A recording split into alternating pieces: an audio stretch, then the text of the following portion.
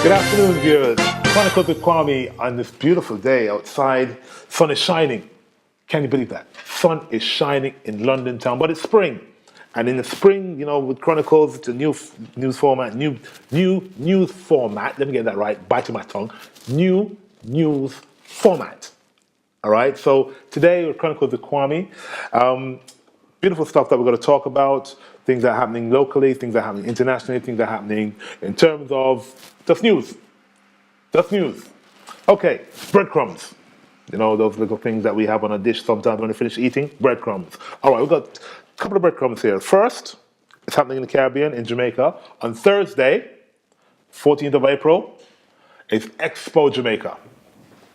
Yep, one of the biggest expos in the Caribbean. It's taking place in Jamaica on Thursday, and basically it's called the business hub of the Caribbean. So what the new government, because Jamaica now has a new government, is looking at doing is creating Jamaica to be a hub of the Caribbean. It's going to be held at the National Arena, National Indoor Sports Center, and it will be the 43rd one that's happening. So they've had 43 before. Yes, 43 expos have been happening in Jamaica. This one is expected to be the biggest. It's a 4-day exhibition, and they're intending to generate in excess of $300 million worth of business. Now, I must admit, I don't know if that's US dollars or Jamaican dollars, but it's $300 million nonetheless. And they're expecting 20,000 people to be passing through. So that's the first thing in terms of breadcrumbs that we've got. Now, the next thing, and this is a very serious note. It's happening here in London. It's happening right across the Diaspora, I expect, and in the Caribbean. Diabetes. That's it. Diabetes, and mainly type 2 diabetes, which is the one which we can actually control and manage. As a matter of fact, it's called a lifestyle disease or dis-ease. Now you know what that means. A lifestyle, which means we have the choice whether to choose a lifestyle or not. The ones that many of us are choosing leads to diabetes, unfortunately. So it said, the University of West Indies have conducted a study and estimate that in every 4 adults, there's one person with type 2 diabetes in the Caribbean. Yeah. 1 in every 4 adults has type 2 diabetes in the Caribbean. And right across the CARICOM countries. It's also said that a majority of it is obesity and diabetes, which is significantly higher in women than in men. And on average, women being twice as likely to be obese and 60% more likely to have diabetes. Now, it runs in my family, but one of the things I've been fortunate enough of doing is eating right and exercising. I love football. I play football. Even when I'm hopping on one leg, I'm playing football. So it's important to have that exercise. It's also important to have a healthy diet. So it's suggested that type 2 diabetes and its complications, people should avoid tobacco use, eat healthily, which includes 5 servings of fruit and vegetables every day. Now, being in the Caribbean, where there's fresh food, you'd have thought that people wouldn't have diabetes, but guess what? The lifestyle has now changed. As we've noticed, there's a lot of fast food in the Caribbean. We notice that people are cooking less and eating out more, so this is a contributor. And also, high content in fat and sugar in the foods which we're now eating in the Caribbean. And cause really and truly, we shouldn't be suffering from diabetes in the Caribbean, because like I said, we have fresh fruits and vegetables on hand where we can eat healthier than we would probably in the West. So, it is suggested by the report that there should be, like I just said, reduced intake of fats and sugars, physically active, people be more physically active, at least 30 minutes a day, regular, moderate intensity of physical activity on most weekdays for adults, and 60 minutes of moderate to vigorous physical activity every day for children. Can you imagine? Children are now getting diabetes. Children. Now, something that we used to, back in the day, we used to associate with old people. Old people are the ones who got these things. Children are now being affected by it, which goes to show that the foods that we're eating is not the right foods, and we're not exercising as much because technology has, even though it's a good thing, to a great extent has made us lazier.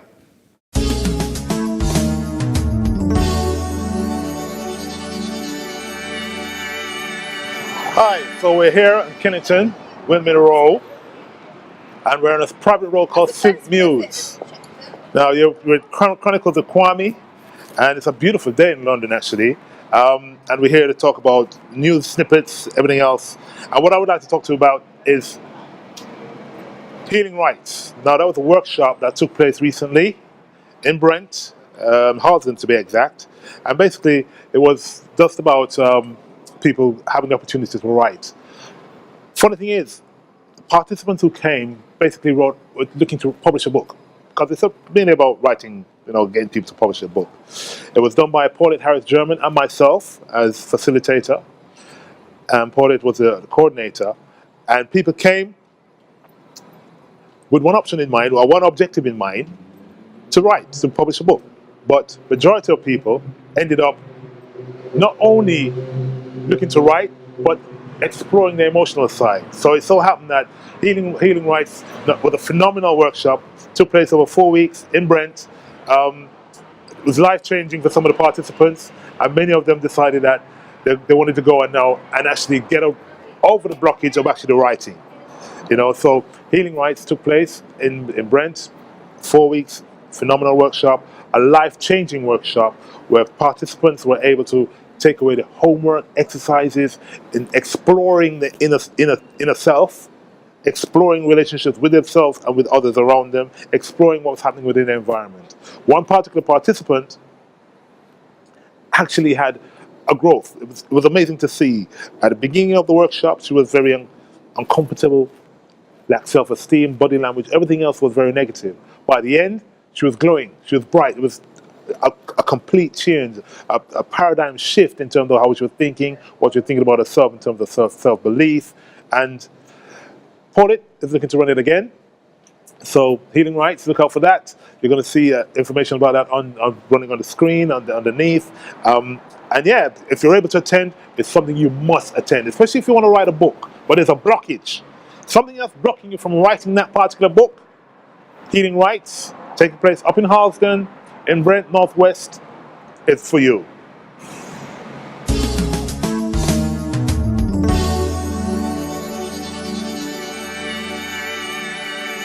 Hi, Chronicles of Kwame, and as you can see, I'm sitting in the sunshine in London town on a beautiful spring day. It is spring, not summer yet, so I'm still in my thick kind of clothes, but it's a beautiful day nonetheless. Now, moving on to the main story with Chronicles of Kwame. This is a very important matter which affects Diaspora, affects the Caribbean, very much a part of who we are, a part of our history, a part of our journey. And on Wednesday, December of last year, BBC Two had the courage to show a film called Love You to Death, A Year of Domestic Violence. It's set amongst the reality of British women, but in particular I'm talking about African Caribbean women in particular, and men who are affected by this.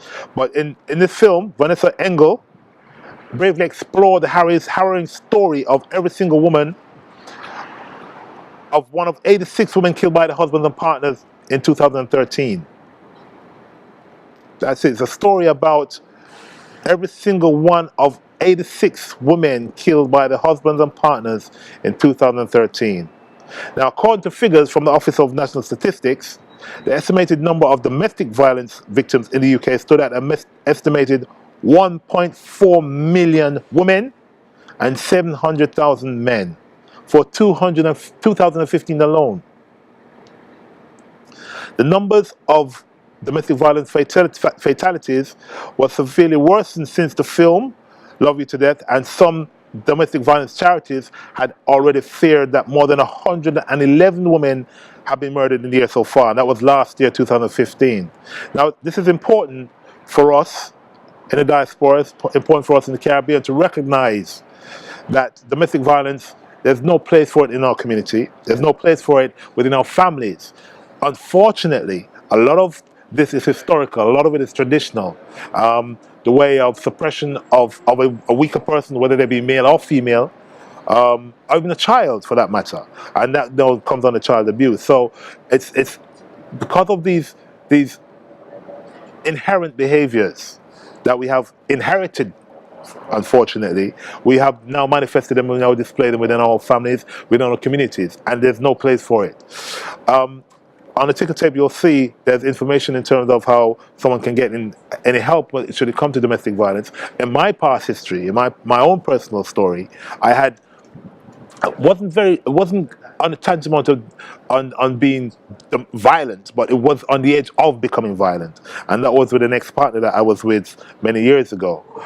At the time, I didn't understand it for what it was, but now I do. And I had seen and witnessed it within my own journey, my parents, the violence that happened between my father and my mother, and how that impacted on the family unit, because in the end we became divorced, and that impacted on the family. But it's saying that we do have solutions. We can have solutions. We do find ways of how we can actually overcome domestic violence within our family. And like I said, looking at the bottom of the ticker tape, you see information where we can actually, if you're having challenges, if you're looking for help, there's somewhere you can go.